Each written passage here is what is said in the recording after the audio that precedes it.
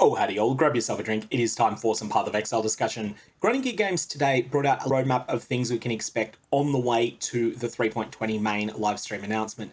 Now, if my speculation as to the timeline they're going for is right, then the league is going to launch on the 9th of December American time, and the main livestream event is going to be on the 1st of December. This is not absolutely locked in, but I think it seems the most likely from what GGG have said so far. Based on that, we're going to get some of this information well short of the 1st of December, and it'll be an opportunity to discuss some of these issues before the actual main livestream announcement. The various topics that they want to cover are Jewels and Ailment Mitigation, Curses, Eldritch Altar Revamp, and Arch Nemesis, with a potential for a fifth post about other changes if it's needed at the time. And then they're at pains to say this is not a fully comprehensive list of all topics being reviewed in development, just those that GGG plan to write manifesto posts about. Other changes, for example some tweaks to Melee, may be hinted at in these manifestos or covered in the 320 announcement livestream and on patch notes. And then there's the customary, we're looking forward to the 320 expansion line to close it out. So let's have a quick look at these various topics. Firstly, I think a lot of these are about one-shots and non-one-shot burst kills. So what are the things that are causing players to get one-shot at the moment? The killing blow often comes from an Arch Nemesis mod, but the main thing that is actually causing them to be a one-shot is Eldritch Altar mods that are just absolutely off the charts, mostly referring to, of course, Wrath of the Cosmos here, which is a complete and utter wrecking ball. Wrath of the Cosmos, were it available on a tier 1 map, would actually cause that tier 1 map to do more damage than a tier 16 map does, and of course it's mostly applied to tier 16 maps, and mostly to rare tier 16 maps. And then of course on top of that, the Eldritch Altars themselves can give you debuffs that obliterate you, and can spawn monsters when you first approach them, and because those monsters appear on a delay, this means that they're immune to various kill and or freeze proliferation effects that players often use to stay safe. So for that reason, I think that these are one of the most rippy things in the game at the moment. Interestingly, I was having a look at Arch Nemesis and comparing some of the current day Arch Nemesis mods to the versions of them that existed in the past, and it was really interesting looking at Hasted and Bonebreaker, which are widely considered two of the most dangerous Arch Nemesis mods. Arch Nemesis Hasted is 40% move speed, 3.16 era Hasted was 75% move speed.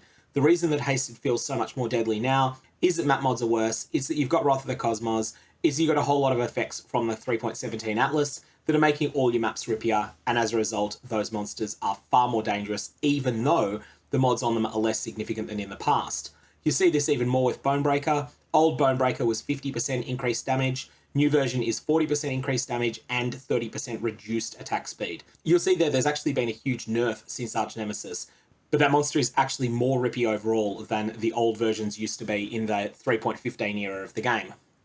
Then we have the question of curses. One thing that has irked me for a while is that curses that amp up player damage, I'm talking things like flammability here, things that don't decrease a monster's offensive capabilities but decrease a monster's defensive capabilities, these are generally not worth the time to cast on bosses because bosses generally have 66% curse resilience. So for instance, spending time to cast flammability on Cirrus doesn't really achieve all that much because it's only going to knock his fire resist down by a few points, and of course the time that you spent casting your flammability is time that you're not doing your main thing. As a result, players tend to automate curses even against bosses. I hope GGG can find the way to get this right, and really I think the way to do it is to remove those curse mitigations on bosses, but give them specific mitigations against temporal chains, enfeeble, and potentially one or two other specifically chosen curses. Next we get to the topic that might seem a little bit out of left field, but I think also comes down to trying to address one-shots in the game. Ailments at the moment are a major source, not necessarily of one-shots, but of non-one-shot burst kills. This is where you feel like you're completely safe, and then within a quarter of a second you're dead.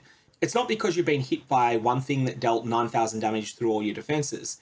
Instead, it's that you might have taken 8 or 10 hits, each of which were 1,500 damage or so, and the reason that they're that deadly is because you've had a shock applied to you with the first one. Now currently, players try to get ailment immunity on a lot of characters. This isn't necessarily immunity to more obscure ailments like poison, but players do try to go for 100% avoidance of shock, 100% avoidance of freeze and chill, 100% avoidance of ignite on a lot of builds wherever it's possible. Now, the interesting thing here is that they refer to jewels. This could be referring to the existing corrupting blood cannot be affected on you jewel implicit, which may end up going legacy as part of a series of changes here, we don't know, or it could refer to new and better tools to resist ailments that are found on jewels.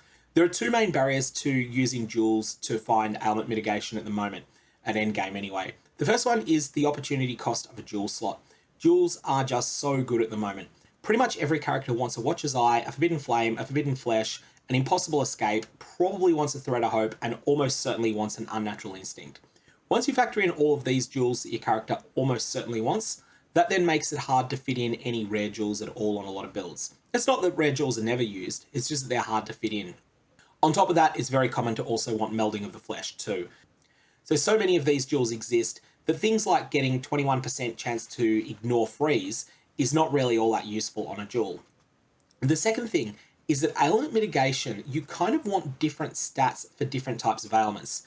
So if you're talking about shock, assuming you can't get 100% immunity, the stat you want is reduced effective shock on you. That is far more useful than percentage chance to avoid shock, unless you can get that percentage chance to avoid shock up to 100% where it becomes immunity. On the flip side, reduced effective ailments on you does nothing for freeze, and it's not a stat that exists for things like ignite. What you would want to see for ignite, poison, and bleed is percentage reduced damage taken from ailments. That'll be a really useful stat to get there if you can't earn outright immunity, with a potential goal of getting outright immunity at some point. I'm kind of interested to see what their solution is here and what sort of combination of things they come up with. Anyways, that's GGG's upcoming news schedule gone into a little bit. One thing I am working on at the moment is a major video on the state of the game. This is taking longer than I wanted because the first draft that I did ended up being 58 minutes, and I was thinking, yeah, that's probably a bit too long. But I think there's a lot to go through in that, and I'm going to try to have it out tomorrow. May your Varlorbs have interesting results, and I will see you around.